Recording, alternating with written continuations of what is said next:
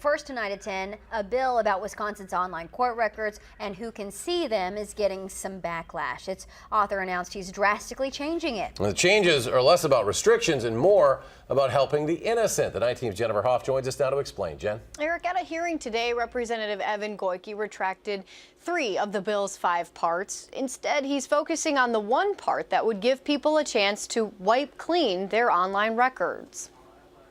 The way Wisconsin's Consolidated Court Automation Programs, or CCAP, works now is simple. A person's civil and criminal cases are filed online. That information is free and open to the public. Accusations were in fact falsely made. What's up for debate at the Assembly Judiciary Committee hearing has to do with a line like this.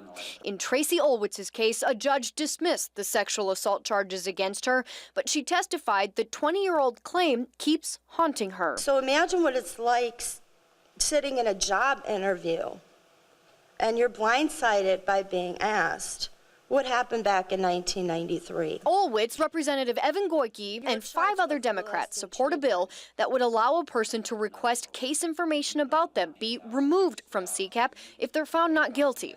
The bill also applies to civil cases, evictions, and restraining orders. I am on the sex offenders list. I'm on the unofficial one that your neighbors use, the people you work with use, the 18-year-old kid down the road.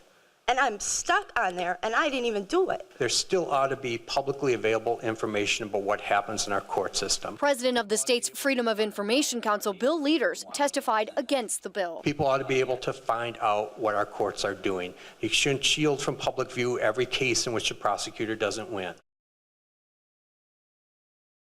Other opponents at today's hearing argued for transparency and that limited access could be problematic for some victims trying to track their cases.